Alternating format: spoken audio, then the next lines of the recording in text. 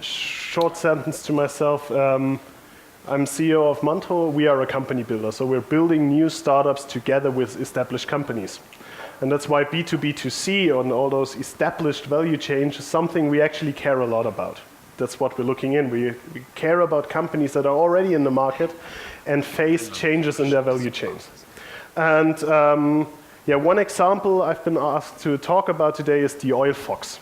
The Oil Fox is a collaboration between my company and EnBW, so one of the large energy utilities in Germany. To give you some complexity there, it's partly state-owned, it's very, very slow, and it's very, very complex, and it does nothing to do with oil. So let's do something with oil in this company. How did we start? Actually, this project has been running for 19 months now. And it all started within EnBW with a BCG consulting project where, surprise, surprise, they found out they should do something in smart home. Right? So, and now comes the complexity in value chains that they said, yeah, smart home is great, but what exactly do we do there? Yeah, so there are a lot of solutions in the market, and they had the gut feeling that existing solutions don't fit well and that there's actually no business models just by licensing, for example, the solutions of Deutsche Telekom, which was one valid thing. And then we came in and said, let's start with consumer-based solutions from your side. And then we found out energy utilities, although they are actually selling energy to consumers, they don't even have a valid field for consumer number or consumer ID in their SAP. It's always Endabnahmepunkt in German, so the little thing where the energy comes out of the wall. That's their way of looking at customers and consumers and people. So when you are there and you try to establish customer-centric solutions, that's where you talk about complexity. But that's actually where the fun starts. And so I brought you two versions of the Oil Fox. This is the one after 3 weeks in the project. And this is the one out in the market in a number of thousands today. So between those lie between, now 16, 17 months. So this is what happened. So what did we do? We started with looking at value chains, doing all the things the beautiful lean startup books, customer-centric books, business model generation books say. You're building great idea walls, you're identifying touch points, you're putting solutions there, and then you go out to start to talk to customers, and that's what we did. But we had one thing we had to do first. We had to go to CEOs and a board of directors in an energy utility that has no idea what a customer actually is, and to tell them what a customer-centric product is. And we were very lucky that those people wanted to understand. And I experienced that a lot, that companies say we want to do digital products, but they don't understand what this actually means. Those people want it. And I'm very grateful for that we always had challenging partners, but partners that stood to this thing and wanted to do that. So what we did, we actually created this, a prototype that was working and it was beautiful. So first learning in our journey was, if you build an ugly MVP, the only thing it is ugly. Yeah, so do something that gives your user an understanding about what this product will feel in the end, not just what it will do in the end. And our first customer actually was the C-level board of this energy utility. So we had to give them imagination what a consumer product is, and then give them an imagination what a consumer in the end is. The next thing was validating that. And we said, okay, we are in a company that has a lot of B2B sales, we have partners, we have local agencies that sell energy contracts and so on. And this basically meant EnBW is a B2B company by selling B2C products, which makes the product a B2B2C business model. Nobody was understanding that way, but actually when it comes down to the essence of it, that's what it is. And so we went out and validated the product, and we found out that people actually want to have this thing. That what this thing is you apply it to your private oil tank, and there's a very stupid ultrasonic sensor that does a very stupid measurement every 7 days and says a very stupid cloud that you have, 2,000 liters left. Then a less stupid algorithm says, with your normal energy consumption, you will need oil in 4 to 6 months. and you should buy now because now the price is cheap. There's where energy comes in, or where intelligence comes in. We found out that this is nice, and people want to have it, and we found out something very, very difficult for us. Without delivering oil ourselves, there is just no business model in selling the hardware. That's great, people want to buy the hardware, people want to have that, but you would need to integrate everyone selling oil, because building up distribution of oil is very expensive. And then we found out a second thing: even if we would build up the logistics to sell oil ourselves, the margin on the liter of oil is about 1 cent. Right? So would you go into a business model where you say per unit you're earning 1 cent and you're the complete new player on a completely saturated market? Not so great decision. Why did we do it anyway? It was because we found out something very, very different. We found out that there is a huge problem in logistics in the energy or oil distribution market. Maybe all of you know this community ordering process, where the old lady through the village knocks on every door and says, do you need oil, do you need oil, you know? And then she has this 30,000 liters she's ordering at one company, and she gets a refund for that, or gets it cheaper because she's ordering so much oil. Why is that so? Because the energy or the oil providing or distribution companies say, if my tanks go out that way and they are completely full and come back empty, that's where I have the margin. The distribution centers are at least 100 kilometers away from the point where the oil is delivered. Yeah, so it's not like that, those close things. So we said maybe we don't solve a consumer issue, maybe we solve an issue for the oil distributing companies. And that's exactly what we found out. They have the digital problem. Because now there are companies like Heizöl24, for example, where you can go see current prices and then you order somewhere. And the former process was that you have your same oil delivery company, you call them every 3 to 5 years and say, I need oil again, make me a good price. Now this contact point is lost. So those oil delivering companies just lost their customer access. And our little hardware thingy here is creating that access again. So we found out that we shouldn't sell this product to consumers directly. We're selling it to oil distributors. Our first distribution partners are Mobene, which is a subsidiary of British Petrol, and BayWa. So looking at the hugeness and the size of those companies, we're getting a lot of market attraction there.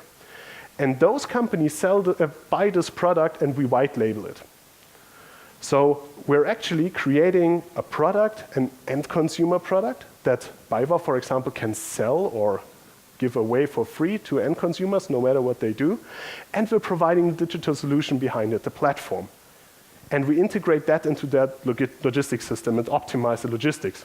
Because what is the user journey right now? I am saying, oh, I need oil, and I order my oil. Now it looks at all my neighbors that also have installed an oil fox and say, hey, you should buy oil because your neighbor buys oil and I give you 20% of a cheaper price.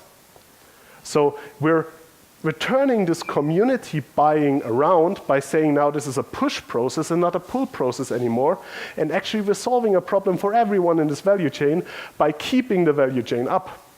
And I think that is one learning we had there, that digitalization doesn't mean we're killing intermediaries or building new intermediaries or whatever. It's maybe looking at value chains that are already there and see where is the digital problem, and then go through the whole chain again. What we also learned is that if you don't solve a problem in the end for the end consumer, it doesn't count anything if the corporate in the middle wants to have something. So when he cannot buy to the consumer, sell it to the end consumer, in the end, no one will have the product anyway. Yeah, so another big learning is that if you're creating a data-driven business model, be sure that the sensor, so the little thing the end consumer or the final point in this business model uses, makes sense itself. It solves a use case. You don't have to go out to your oil tank anymore. It measures it for you. It sends you a push notification to your beautiful mobile app or an SMS or whatever. It makes sense for the consumer. then it makes sense for the next part in the value chain, and again, and again, and again. And what you're automatically getting to is a platform business model, and B2B2C is nothing else than those great ecosystem platform business model, because you're not selling this one use case to one party, you're going to distributors that further sell the thing again. And other learnings, we have exactly 0 support resources in this business model. Now think about that. Delete if you have a business case and you delete the line with costs for support, how good your calculation in the business case then is, because this is the thing that scales up with the number of users.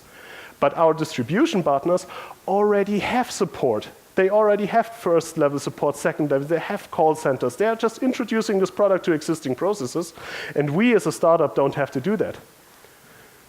What else did we get by doing this B2B2C thing? We talked to our distributors, and before investing in large batches of this product, we already had signed contracts. So the investment risk for building 30,000 pieces of this was like not existing, because we already sold them. The only thing was, can we deliver in time?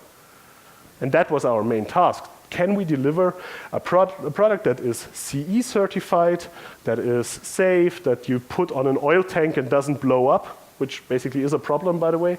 Can we deliver something? And where is that sweet spot between it's technically too complex for one of those, hey, we're building beautiful e-commerce, digitalization, blah, blah companies, to it's not so complex that we need 4 years to go into the market. Where is that exact sweet spot? What do we need in the hardware to go there? Those were the complexities, and this is what you always have to fight for, and this is what you only get out of the consumer perspective. What does the actual consumer need? Then you find those minimum viable products that are so beautiful in the press right now, and then make it beautiful. And then think about the value chains and what is the KPI. One further learning, I don't know, how much time do you have? Okay. When you find out this consumer need, and then you go to those distributors and say, hey, I'm here to solve your problem. You're getting into something, I don't know who of you actually is in B2B sales. I've been there for 13 years now. The difference between B2C sales and B2B sales is, and then I as a consumer, if I buy something stupid, what I do very often, the only thing that happens to me is my wife saying you're stupid, which basically ends up in us not talking for 2 to 3 days, but it's normal. Yeah, so that's what's happening. She knows that for 17 years now, so she knows what's happening there. But what happens in B2B, that you have a boss. You have to explain yourself to someone, and if you're the boss, sometimes you gotta explain yourself to the tax agency, whatever. There's always someone asking you questions, why did you do that are more critical than in B2C. So whenever you're approaching someone that has to sell your product in the end, give him a clear KPI on why he should sell that. Give him something like, if you're using this product and if you are able to distribute oil foxes into 10% of the households you're delivering to, you will have an optimization of your logistic costs by 20%. This is something where someone in a corporate can argue to his boss, to all the other departments, that this is a good investment, that it's good to assign you an LOI that he will buy 10,000 pieces of this hardware. Yeah? Don't go there with the idea that you're going to have a great product that will save the world, whatever. No one in B2B cares.